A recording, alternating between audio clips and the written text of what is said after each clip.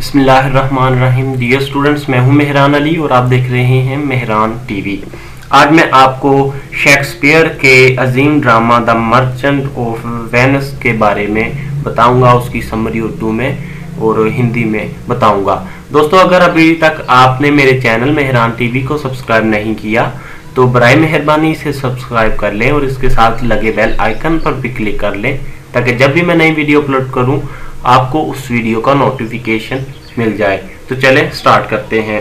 The merchant of Venice Shakespeare का अजीम drama है जो को 1596 यानी कि 1596 से 1599 के दरमियान लिखा गया।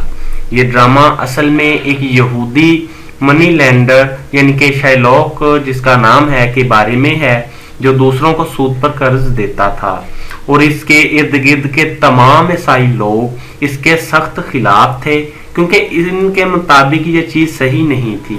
हर इंसान को जिंदगी में कभी ना कभी कर्ज की जरूरत तो जरूर पड़ती है, लेकिन फिर सूद अदा करते हुए काफी उम्र खत्म हो जाती है इंसान की कर्ज को उतारते हुए।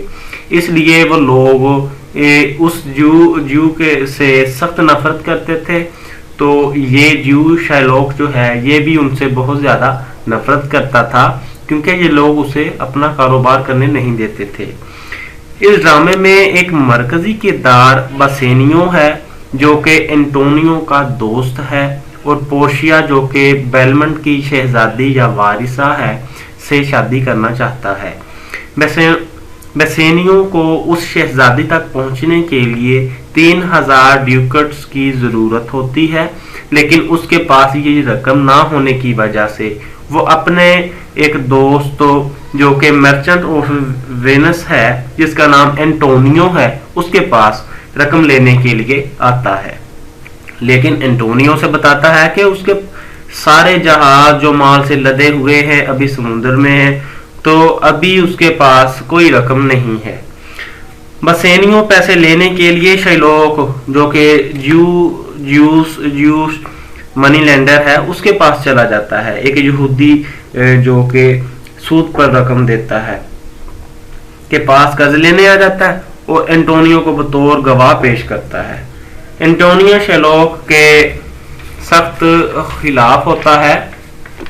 खिलाफ था क्योंकि वो इसे इन्फोर्स करता था कि इंटरेस्ट के बगैर लोगों को कर्जे दे, यानी शाइलॉक को एंटोनियो इन्फोर्स करता था कि वो सूद के बगैर कर्जे दे।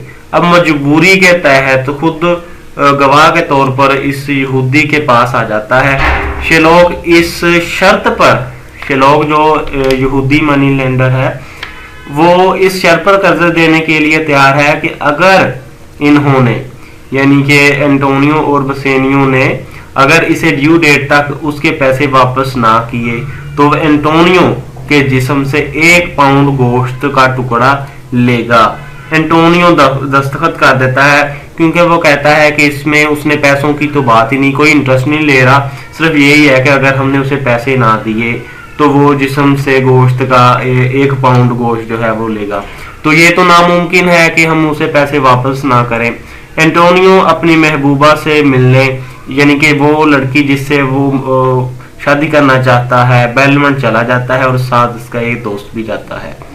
पोर्शिया के पास जब वो पहुंचता है तो देखता है कि वहां पर 3 डब्बे पड़े हुए होते हैं। उसके पास 3 डब्बे पड़े हुए होते हैं। पहला डब्बा गोल्ड का बना हुआ है, गोल्ड कलर का है, दूसरा सिल्वर का है और तीसरा लेड का। बहुत से स्वीटर्स जो हैं उसे यानी कि पोर्शिया को अपनी मोहब्बत का इजहार करने के लिए आते हैं, लेकिन पोर्शिया उसी का इंतखाब करेगी जो वो डब्बा खोलेगा जिसमें पोर्शिया का नाम होगा। प्रिंस ऑफ मोरक्को और प्रिंस ऑफ एरागोन आते हैं और बारी बारी गोल्ड और सिल्वर के डब्बे उठाते हैं, लेकिन उन्हें नाकामी का सामना करना पड़ता है। एंड पर बसेनियो जो है वो आता है और वो लेड का डब्बा खोलता है और वो उसमें इसे इसका नाम मिलता है पोर्शिया का और वो पोर्शिया को हासिल कर लेता है। शाइलॉक जो कि यहूदी मनी लेंडर है उसकी बेटी जिसका नाम जेसिका है वो किसी क्रिश्चियन लड़के के साथ भाग गई है और दूसरी बात ये कि वो क्रिश्चियन हो गई क्योंकि ये जो यहूदी है मनी लेंडर है ये ईसाइयों से इंतहाई ज़्यादा नफरत करता है, तो उसे बहुत ज़्यादा दुख होता है। और तीसरी बात ये है कि वो जो कीमती हीरे जवाहरात थे और कोई माल था, चीज़ें थी घर में, कीमती सामान, वो भी अपने साथ ले गई। चौथी खबर ये फैल गई वेनिस में कि जो एंटोनियो है उसके जो जहाज माल ला रहे थे वो जहाज समुद्र में गिरकर तबाह हो गए हैं। तो इन सब मामलात में उसने देखा कि अब मुझे मेरे पास रिवेंज लेने का सबसे बेहतरीन तरीका है। शेलॉक ये सोचता है, यहूदी मनी लेंडर ये सोचता है कि अब उसके पास एक बेहतरीन तरीका है जिस तरीके से वो एंटोनियो से रिवेंज ले सकता है, जो उसे तंग करता था, उसे इन्फोर्स करता था कि वो इंटरेस्ट के बगैर लोगों को कर्जे दे, इसे काम नहीं करने देते थे, इसे तंग करते थे एक यहूदी होने की वजह से। तो वो क्या करता है, वो एंटोनियो को अदालत में ले आता है, ड्यूक के पास ले आता है और ड्यूक को कहता है कि हमारे ये देखें दस्तखत हुए हैं और ये मामलात हैं, और इसने वादा किया था कि अगर मेरे पैसे ये वापस नहीं करेगा तो मैं इसके जिस्म से 1 पाउंड जो है वो गोश्त काटूंगा। अदालत हुक्म उसे दे देती है कि ठीक है, आप कानून कायदे कुलिये के मुताबिक जब इसने दस्तखत किए, खुद माना हुआ है, तो आप इसके जिस्म से 1 पाउंड गोश्त ले सकते हैं। जब वो शाइलॉक छुरी से एंटोनियो का गोश्त काटने लगता है तो पोर्शिया जो शहजादी है बेलमंट की, वो वहां पर एक वकील के रूप में आ जाती है। वो अपनी शक्ल को जो है वो बिगाड़ कर एक मर्द बनकर, ऊंचे मुस्टैची लगाकर चेहरे पर, और बड़े अच्छे ही अंदाज में और बड़े एक वाइज पर्सन के तौर पर वहां पर नमूदार होती है और कहती है कि ठीक है, जो मुझे इस प्ले में या इस ड्रामे में सबसे प्यारी चीज लगी वो इसका ये कॉल है। उसने कहा कि ठीक है, तुम वादे के मुताबिक 1 पाउंड गोश्त काट लो, लेकिन खून का एक कतरा भी जमीन पर अगर गिरा तो तुम्हें कातल तस्वर किया जाएगा।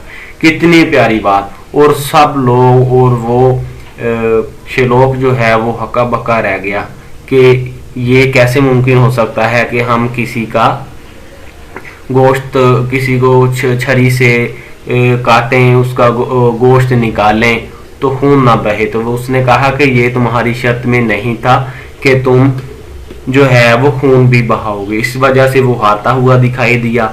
दूसरा, उसने अदालत से अपील की, पोर्शिया ने अदालत से अपील की, क्योंकि इसने